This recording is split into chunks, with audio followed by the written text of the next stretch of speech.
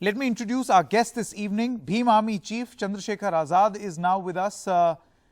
चंद्रशेखर जी, मैं आपसे सबसे पहले ये जानना चाहता हूं, आप धरना प्रदर्शन कर रहे हैं दिल्ली में, लेकिन बहुत सारे ऐसे नेता हैं जो कि दलितों की आवाज़ उठाने के नाम पर बात ज़रूर करते हैं, लेकिन उसके बाद ये एक इवेंट बन के रह जाता है। आज होगा, कल होगा और उसके बाद फिर अगली समस्या की ओर हम लोग चल देंगे और फिर एक बार ऐसी स्थिति होगी जैसे 2012 में हुई, 2018 में हुई, 2019 में हुई और अब 2020 में फिर हो रही है कि हम दोबारा वही चर्चा दोबारा कर रहे हों।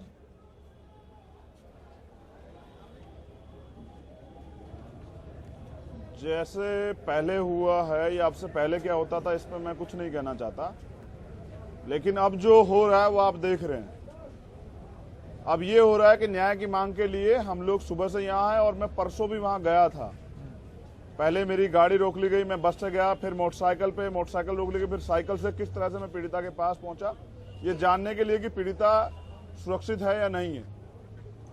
तो उत्तर प्रदेश में जंगल राज है। अगर उत्तर प्रदेश में कानून व्यवस्था मुख्यमंत्री नहीं संभल रही है तो मुख्यमंत्री को इस पे और प्रदेश की जनता को इस पे सोचना चाहिए। हमने अब ये इवेंट नहीं बनेगा, अब इसमें न्याय होगा और न्याय के लिए पहले भी जैसे सुप्रीम कोर्ट से हमारे खिलाफ एक फैसला आया था SC/ST एक्ट पे, तो 2 अप्रैल का भारत बंद हुआ था। ये छोटी घटना नहीं है, ये निर्भया जैसा दोबारा मामला है। 2013 के बाद आज 7 साल बाद फिर, और आज ही के दिन 29 सितंबर को खैरलांजी हुआ था 2006 में, जहां ऐसी घटना हुई थी। ये इसलिए दब जाती कि हम लोग आवाज नहीं उठा पाते थे। अब हम लोग आवाज उठा रहे हैं और न्याय लेकर रहेंगे।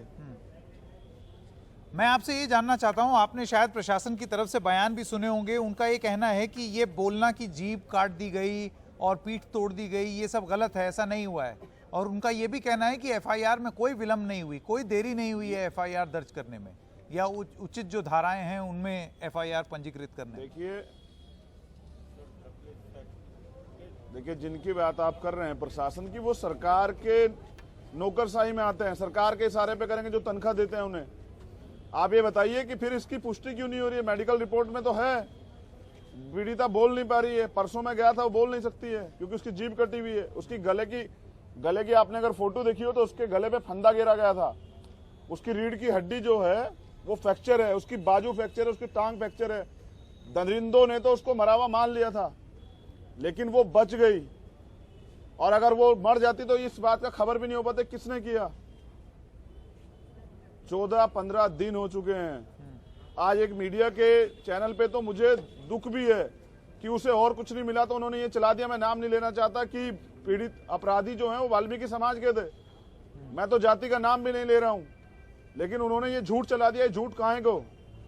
आप तो आवाज उठा रहे हैं, NDTV के लोग, मीडिया में बहुत सारे मीडिया के लोग ऐसे हैं जिन्होंने 14 दिन में एक बार सुध भी नहीं ली। कंगना का छज्जा टूटता है तो नहीं, वो छोड़ दीजिए, जो जिसका जैसा ईमान। मैं आपसे ये जानना चाहता हूं कि आपको क्या लगता है कि क्या ये एक ऐसी चीज है जिस पर अगर शोर नहीं मचा, इस पर बात नहीं हुई तो कुछ नहीं बदलेगा? क्योंकि कंगना के लिए तो बहुत सारे लोग खड़े हो जाते हैं, Y+ सिक्योरिटी भी हो जाती है, लेकिन जो इस देश की करोड़ों बेटियां हैं जिनके साथ ये दुष्कर्म हो रहा है, उनकी सुरक्षा कौन देगा? जी देखिए, जो लोग सत्ता में बैठे हुए हैं, ये उनकी जिम्मेदारी। सिर्फ नारों से काम नहीं चलेगा। जब भी पहले तो ऐसी घटना ना हो तो उसके लिए हमें ठोस कदम उठाने पड़ेंगे। महिला सशक्तिकरण की बात करने से, महिला सुरक्षा की बात करने से नहीं होगा।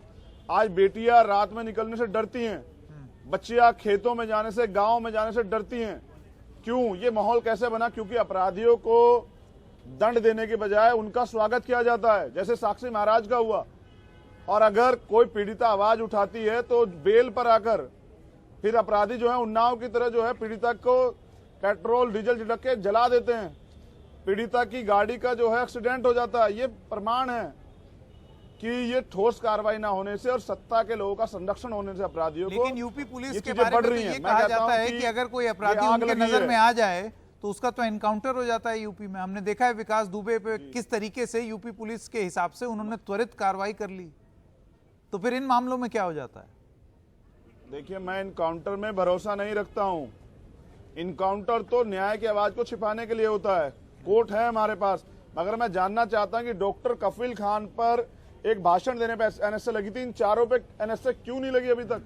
मुख्यमंत्री गार्जियन है उत्तर प्रदेश के, नोडल अधिकारी हैं, उनका बयान अब तक क्यों नहीं आया? उनको संवेदना भी नहीं है बच्चे के लिए कि वो संवेदना ही दे देते, क्यों नहीं है अब तक उनका बयान? उनका बयान इसलिए नहीं आया कि उनको मतलब नहीं है, अपराधी उनकी जाति के हैं, वो अपनी जाति के लोगों को बचा रहे हैं। नहीं तो ये आप क्यों आरोप लगा रहे हैं? पीड़िता के इलाज आपको में ऐसा क्यों लापरवाही लगता है बरती कि गई। इसमें मैंने जाति एम्स एंगल की क्यों मांग लाए? की थी।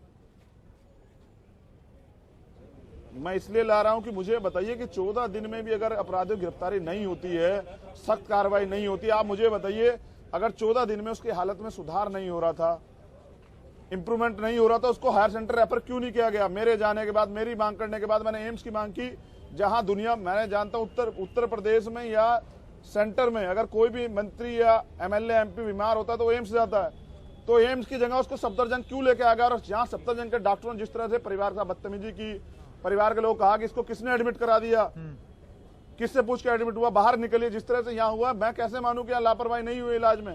ठीक है, अगर सरकार की मदद करने की नीयत होती, संरक्षण देने के अपराधियों को नीयत ना होती, तो 14 दिन से पहले ही जब उनकी हालत बच्ची की बिगड़ रही थी तो उसको हायर सेंटर रेफर किया जाता, क्यों नहीं किया गया? चंद्रशेखर जी मेरा आखिरी मैं सवाल ये भी जानना चाहता हूं, अगर जाति एंगल नहीं है तो आप मुझे बताएं। मेरा आखिरी सवाल आपसे ये कि अगर जाति देखिए एंगल नहीं है तो उस मुझे पीड़िता को बताएं कि इंसाफ महिला दिलाना आयोग बहुत कहाँ जरूरी है। चंद्रशेखर वो हिंदू संगठन कहाँ, तमाम जो पूरे 5 साल जो है, जी जी चंद्रशेखर मैं जी मानता मेरा हूँ इंसाफ के लिए तो हम लोग यहाँ बैठे हैं, कहाँ- जान कब की परवाह तक? करे बगैर।